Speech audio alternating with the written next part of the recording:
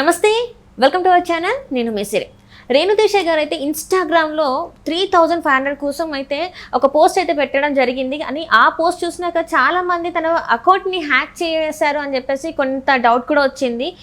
ఇంకో ఇప్పుడైతే ఒక వీడియో అయితే వైరల్ అవుతుంది. ఏంటంటే రేణుదేశాయ్ గారే స్వయంగా ఒక వీడియో తీసి అది నా అకౌంట్ హ్యాక్ అవ్వలేదు, నేనే అడిగానని చెప్పడం జరిగింది. సో ఈ అంశాన్ని మనకి వివరించడానికి మనతో పాటు ఉన్నారు ప్రముఖ సినీ క్రిటిక్ యజ్ఞమూర్తి గారు.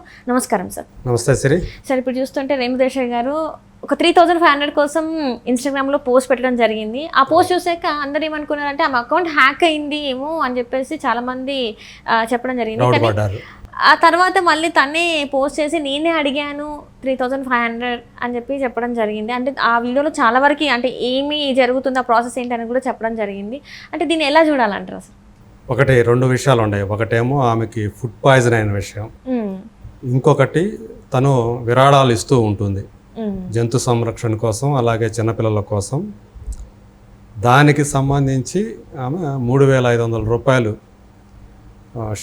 పంపించండి అని చెప్పేసి తను ఒక క్యూఆర్ కోడ్ కూడా షేర్ చేశారు. చాలామంది ఏమనుకున్నారంటే అంతకుముందు ఆమె చాలా గ్యాప్ వచ్చింది. రెగ్యులర్గా వీడియోలు పెట్టి ఆమె ఏదో ఒక విషయం మీద పెడుతూ ఉంటారు. సో కానీ ఆ గ్యాప్ తోటి ఆమె అకౌంట్ నుంచి 3,500 రూపాయలు కావాలి, పంపించండి అని ఒక క్యూఆర్ కోడ్ కూడా ఉండేటప్పటికి చాలామంది డౌట్ పడ్డారు. ఆమె అకౌంట్ ఏమైనా హ్యాక్ అయిందేమో, ఇన్స్టా అకౌంట్ హ్యాక్ అయిందేమో, హ్యాకర్స్ అలా చేశారేమో అని చెప్పేసి. సో ఈరోజు మళ్ళీ ఆమె దానికి క్లారిటీ ఇచ్చారు. ఆమె తర్వాత ఒక వీడియో రూపంలో అది నా అకౌంట్ హ్యాక్ కాలేదు, నేనే 3,500 రూపాయల కోసం పెట్టాను. ఎందుకంటే నేను ఫుడ్ పాయిజనింగ్ అవ్వడం వల్ల, ఆరోగ్యం బాగా లేకపోవడం వల్ల కొద్ది రోజులుగా నేను వీడియోస్ ఏవి షేర్ చేయట్లేదు. అయితే ఏంటంటే నేను నాకున్న డబ్బు ఏదైతే ఉంటుందో నా పిల్లలు, నా కుటుంబ పోషణ కాకుండా మిగతా దాంట్లో, మిగిలిన దాంట్లో నేను రెగ్యులర్గా జంతు సంరక్షణ కోసం, అంటే యానిమల్ వెల్ఫేర్ కోసం, అలాగే చిన్నపిల్లల కోసం, వాళ్ళ వెల్ఫేర్ కోసం నేను విరాళాలు ఇస్తూ ఉంటాను. కానీ ప్రతిసారి నేను ఒక్కదాన్నే ఇస్తే సరిపోదు కదా, నా ఒక్కదాంతో కాదు, నేను మాత్రం ఎక్కువ ఇవ్వలేను. నా సంపాదన ఏదైతే ఉందో దాంట్లో కొంత మాత్రం తీసి ఇవ్వగలుగుతాను. అందు గురించే నేను ఇంకా అమౌంట్ కావాలి దానికోసం, యానిమల్ వెల్ఫేర్ కోసం అనే ఉద్దేశంతో నేను 3,500 రూపాయలు పంపించమని రిక్వెస్ట్ చేస్తూ క్యూఆర్ కోడ్ని షేర్ చేశాను. సో అంతే తప్ప అది నేనే చేశాను, ఎవరు నా అకౌంట్ హ్యాక్ చేసి పెట్టింది కాదు అని తనే ఈరోజు ఆమె ఒక క్లారిటీ, ఒక వివరణ ఇచ్చారనమాట. సో అట్లా మనకి ఆమె ఆ విరాళాలు ఇస్తున్న విషయం అలా బయటకు వచ్చిందనమాట ఇప్పుడు. సో ఇప్పుడు చాలా క్లియర్గా కూడా చెప్పారు. ఆమె అలా రిక్వెస్ట్ చేయటం, కింద కామెంట్ సెక్షన్ ఉంటుంది కాబట్టి ఆటోమేటిక్గా కామెంట్స్లో ఎవరైనా హ్యాక్ చేశారా అవన్నీ డౌట్ పడుతూ చాలామంది ఆ డౌట్స్ వ్యక్తం చేశారు. దానికోసమే ఆమె మళ్ళీ స్పందించాల్సి వచ్చింది. ఈసారి ఆమె వీడియో ద్వారానే వచ్చారనమాట. సో వచ్చి ఎందుకు పెట్టలేదు తను ఇదివరకు వీడియోస్, ఎందుకు గ్యాప్ వచ్చింది అనేది కూడా దానికి వివరణ ఇచ్చారు. తనకి ఫుడ్ పాయిజన్ అయిందని చెప్పేసి. సో ఇప్పుడు ఆమె బెటర్గా ఉన్నారు. సో దాని నుంచి కోలుకున్నారు అని చెప్పేసి మనకు ఆ వీడియో ద్వారా కూడా తెలిసింది. అంటే ఇక్కడ చూస్తుంటే తను చెప్తుంది ఇంకొక షెల్టర్ కూడా 1.5 ఇయర్లో షెల్టర్ కూడా నేను క్రియేట్ చేస్తాను, అప్పుడు నేను అఫీషియల్గా మీ దగ్గర విరాళాలు తీసుకుంటాను కూడా చెప్పడం జరిగింది. అప్పుడు తనే తీసుకుంటాను అన్నట్టుగా చెప్పారు. సో అంటే ఆమె ఒక సోషల్ యాక్టివిస్ట్ కూడా. సో ఇట్లా చిన్నపిల్లల కోసం, అలాగే జంతువుల కోసం పనిచేస్తున్నటువంటి ఒక సామాజిక కార్యకర్త ఆమె. సో అట్లా ఆమె ఒక మంచి పని కోసం ఇలాంటి చేస్తున్నందుకు మనం ఆమెని అభినందించాలి.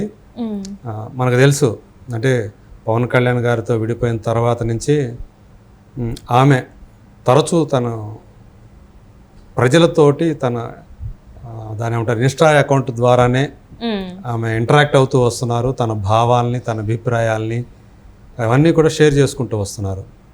సో అట్లాగే మీరు అన్నట్టు తనకు మళ్ళీ పెళ్లి చేసుకోవాలని చెప్పేసి అంటే అభిమానులు కొంతమంది జీర్ణం చేసుకోలేదు.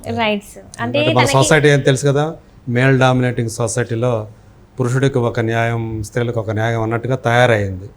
సో అంటే పవన్ కళ్యాణ్ గారు ఆయన హ్యాపీగా ఆయన జీవితాన్ని ఆయన లీడ్ చేసుకుంటున్నారు. అదేవిధంగా తను కూడా లీడ్ చేసుకునే హక్కు ఆమెకు ఉంది, ప్రాథమిక హక్కు. పైగా తనకి 2 పిల్లలు, వాళ్ళకి గార్డియన్స్ కావాలి, తనకి ఒక తోడు కావాలి, అందులో తప్పేమీ లేదు. సో మొత్తానికి ఇప్పుడు మనకు తెలుసు అకిరానందన్, ఆద్య, ఒక అబ్బాయి ఒక అమ్మాయి, ఆ ఇద్దరు కూడా తల్లి వద్దే ఉంటున్నారు. మధ్య మధ్యలో ఇలా తండ్రి కుటుంబం దగ్గర కూడా వాళ్ళు వస్తున్నారు. చిరంజీవి ఫ్యామిలీ అందరితో కూడా ఆ ఫ్యామిలీ మెంబర్స్గానే వాళ్ళు ఎక్కడికో వెళ్ళిపోకుండా ఇక్కడే ఉంటున్నారు. అకిరానందన్ అయితే రెగ్యులర్గా వీళ్ళ ఈవెంట్స్ ఏమైనా జరిగినా కానీ, ఫంక్షన్స్ ఏమైనా జరిగినా ఖచ్చితంగా ఈ కుటుంబంలో వస్తున్న చిరంజీవి ఫ్యామిలీలో ఎక్కడ జరిగినా కానీ అకిరానందన్ మనకి కనిపిస్తూ ఉంటాడు. సో అతను టాల్ పర్సనాలిటీ మనకు తెలుసు. సో వాళ్ళ ఫాదర్ వాళ్ళందరికంటే కూడా బాగా టాల్ పర్సనాలిటీ.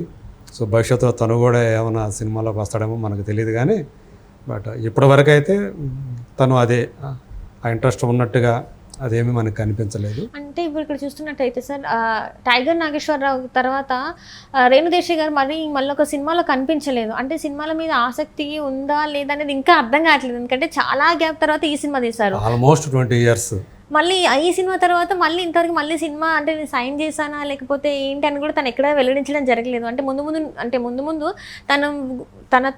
తన సినిమాలు చూసే అవకాశం మనకు ఉంటుందా ఉండదా, అసలు తనకి ఇంట్రెస్ట్ ఉందా లేదా అనేది ఇప్పటికీ ఎవరికి తెలియదు. యాక్చువల్గా ఆమె నటిగా కాకుండా డైరెక్టర్ అయ్యారు. అవును, మధ్యలో మరాఠీలో ఒక సినిమా చేశారు, దాన్ని తెలుగులో కూడా తీసుకొచ్చే ప్రయత్నం చేశారు కానీ ఇంకా రిలీజ్ చేయలేదు. అది నాకు తెలుసుగా రిలీజ్ కష్టాలు చాలా ఉంటాయి. అవును సార్.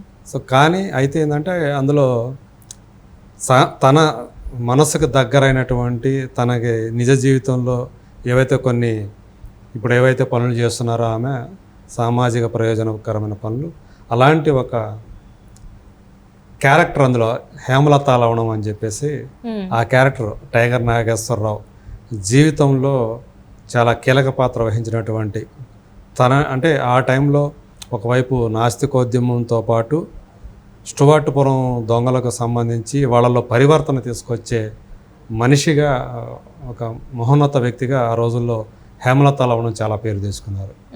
సో టైగర్ నాగేశ్వరరావు కొడుకుతో కూడా ఆమెతోటి ఇంటరాక్ట్ అయ్యారు అన్నమాట.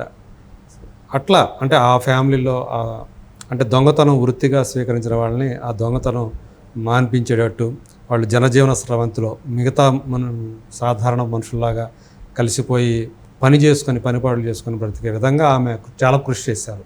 సో అందు గురించే ఆ పాత్రను ఆమె చేశారు. అట్లా తను అప్పుడే చెప్పారు, తన మనసుకు నచ్చినటువంటి పాత్ర ఏది పడితే ఆ పాత్ర చేయాల్సిన పని లేదు ఆమెకి. సో తనకు మంచి ఆ పాత్ర వెయిట్ ఉంటే, క్యారెక్టర్ బాగా వెయిట్ ఉంటే ఖచ్చితంగా మళ్ళీ చేస్తే మళ్ళీ మంచి పాత్రతోనే మళ్ళీ మీ ముందుకు వస్తానని చెప్పేసి ఆమె అప్పుడే చెప్పారు. సో మళ్ళీ చూద్దాం, ఆమె టైగర్ నాగేశ్వరరావులో చేసినటువంటి ఒక ఉందాయన గౌరవప్రదమైన ఒక పాత్ర ద్వారా ఆమె మన ముందుకు వచ్చారు. సో మళ్ళీ అలాంటి పాత్ర ద్వారా ఆమె మన ముందుకు వస్తుందని ఆశిద్దాం. Right sir, thank you so much sir.